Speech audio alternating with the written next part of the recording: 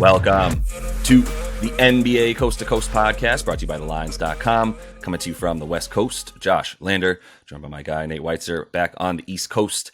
And we are looking at player props here on a Monday night for you guys. 6 games to choose from. Some pretty good matchups and some numbers I think we like here. Also got a couple game videos up for you on this slate, so make sure to like and subscribe to that page. Continue to follow along with us. Also want you to head to thelines.com. You can check out all the great written content, what we're talking about here, and use our odds finder tool to make sure you're getting the best juice back on all those U.S. sports books, offering you guys odds and on these NBA player props and the like this season. Nate, let's go ahead and jump into your first NBA player prop for tonight. Yeah, it fits with our game video. Bucks Knicks leaning over, definitely leaning Bucks after they have a stunning home loss to Charlotte. And I think Giannis just leads them back here. I mean, like he has all season, obviously a leading MVP candidate in a ridiculously stacked race. And you look at what he's done his last 3 games when he's had at least 2 days rest. 45 and 22 against Chicago, of course. That's still a loss, but 47 and 5 against the Lakers and 37, 7 and 6 against Portland. And so his props at 31.5 points and you're minus 120 to go over. That's, obviously fair because the odds of him going under 31.5 are ridiculously low. You basically have to have another situation where somehow the Bucks pull their starters because his usage rate is absolutely insane in these last 5 before he played half a game against Charlotte. 45% usage, getting 40 points per game, getting the line 17 times, also 16.5 rebounds.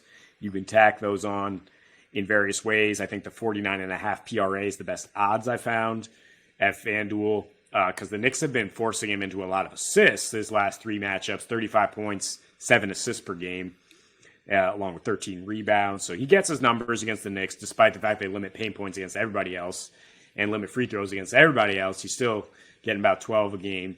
So I think you start with those minus 120 odds, the bets on him to get his, because I think that's happening either way.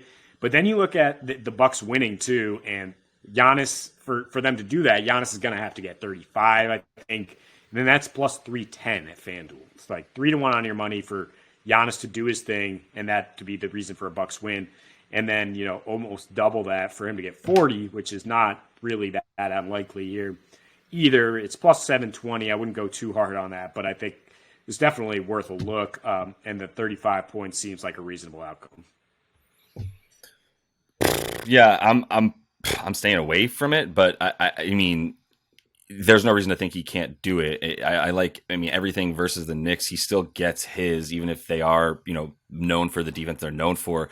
17 free throw attempts a game. It seems absurd, but like when you watch it, it's like, man, I mean, he kind of is getting fouled on every play, to be honest, because there's almost no way to stop him. But I mean, yeah, 30. I do like them to win this game, and I think the 35 and a win at plus 310 sounds great. I mean, if you can double that for 5 more points at 40, doesn't seem like that bad of a play. But if you want to be safe at getting plus 310, 35 and a win for Giannis is not a bad bet by any means. So let's go to a guy who actually missed a game or so for fighting.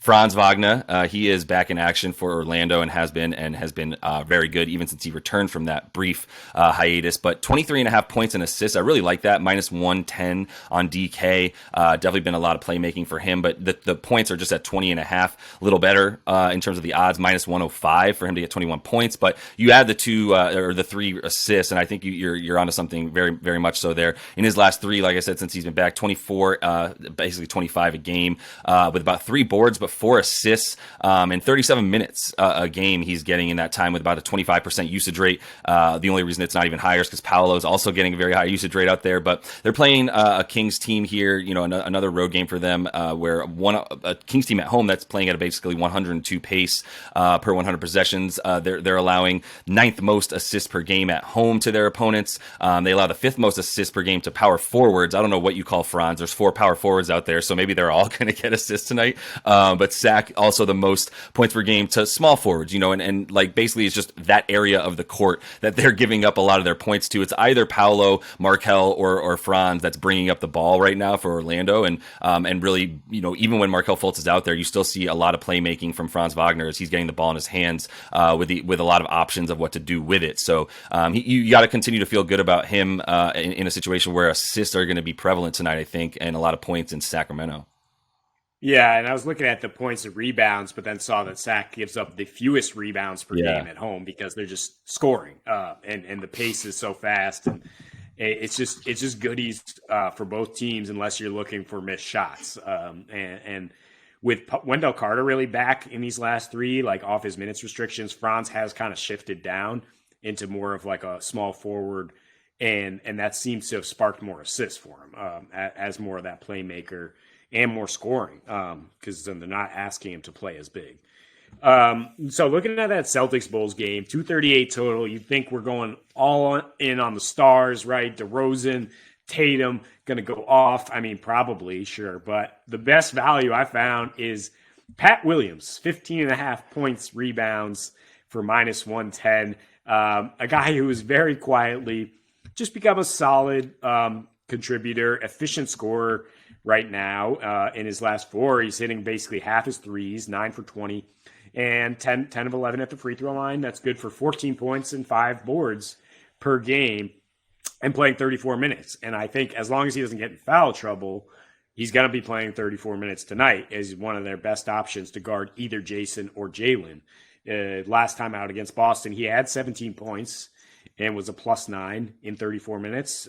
Previous time played 30 minutes, 7 and 5. But that was the thing early in the season, is he like literally wouldn't look at the basket. And there was obviously some talk amongst the team that like, look, if it comes to you, you gotta let it fly. Like you gotta be within our offense here. And it started to come to him a lot more because those other guys, Vooch, DeRozan, Levine, command a ton of attention. Especially Vooch when you look at what he's done to the Celtics lately. They're going to try to be getting the ball out of his hands. And then all of a sudden, it's just like a wide open baby hook for Williams on the baseline or a corner three, the coveted shot in basketball. And like I said, he's hit about half of those. So I think he gets double-digit points here, and you should fall into a few more rebounds if you're playing 34 minutes. I mean, I thought you were going to go with Vooch because as a Celtics fan, I'm sure you've been paying attention to how much he's been crushing you guys the last few times you guys have been playing him.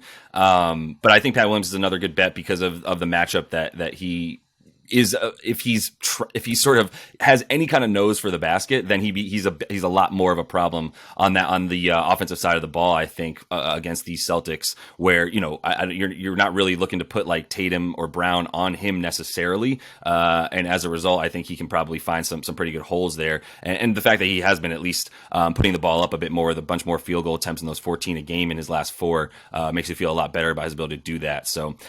It's time for Julius Randle's under. We alluded to it in that Knicks video as we talk about them and these Bucks. And I mean, look, man, like it's scary to go under 26.5 points for him, or even under 37.5 points and rebounds for him tonight. Maybe you don't like the rebounds if you do think this is going to be Nate and I talked about this going over. I could see it being a little bit choppier if Milwaukee brings it on defense, on the road, but. The under for Julius is really just the Bucks have owned this team and they've owned Julius the last 4 or 5 times they've played them. The Knicks are averaging about 103 points in their last 4 matchups versus the Bucks. Julius in his last 5 versus the Bucks, 13 points a game. I say again, 13 points a game and 9 boards with 3 assists, and that's all in 34 minutes a game. Now. That could be in part because RJ Barrett has been out there and that fit has not worked in terms of spacing, as we're now seeing Julius go crazy over his last 10 games, or last 8 even without RJ in there. 30 points a game and 12.5 boards and about 5 assists. But like I said, in those last 5 versus Milwaukee, one of which did not have RJ in it, 31% from the field, 24% from deep, with just 3.5 free throw attempts a game. That's something you really hate to see for Julius. He's got to be closer to 7 or 8. Minus 75 in those 5 games as well. By the way, not barely any foul trouble. The most fouls he's had were 4 in any of those games. Milwaukee, second best opponent 3-point percentage on the road. Julius is scoring about 38% of his points from there. The other 38% are in the paint, obviously, another place you don't necessarily want to go. I talk about the matchup problem in the game video as well, from in terms of where he likes to score from and where the strength of that defense is for Milwaukee. You can expect Drew Holiday to be hounding him anytime he's outside the 3-point line, and then as soon as he gets in it, he's got Giannis and Brook Lopez to deal with. Milwaukee remains number 1 in limiting opponent free throw attempts on the road and number 5 been limiting power forwards on the other team to points, rebounds, and assists. All stuff we talk about, and I say specifically in that game video. Nate, tell me why you think I'm crazy for this. You're on your own. I'm just maybe I'm a little shook because I looked up some Julius Randle unders the last couple times. I looked at how he had struggled against PJ Tucker specifically, some of those last 5 against the Bucks, and then he just goes out and produces, and he's on a tear without RJ Barrett right now. And I just think the Bucks are not bringing it on the road. I don't think they're going to be shutting him down. The props are very high for sure, but I don't think he's going under. That's, either way, that's fine. More power to you if you want to bet it. I do want to bet it. We'll see what happens there. There's just too many numbers showing me that, but I mean, it's conflicting information here in terms of what he's been doing as of late versus just what he's been doing versus the Bucks as of late. So we'll see how that matchup works out for him tonight. And that is all the time we have for you guys in this one. So make sure to like and subscribe to that page. Continue to follow along with us. We are coming back to you each and every weekday this season. So until we see you next, happy betting.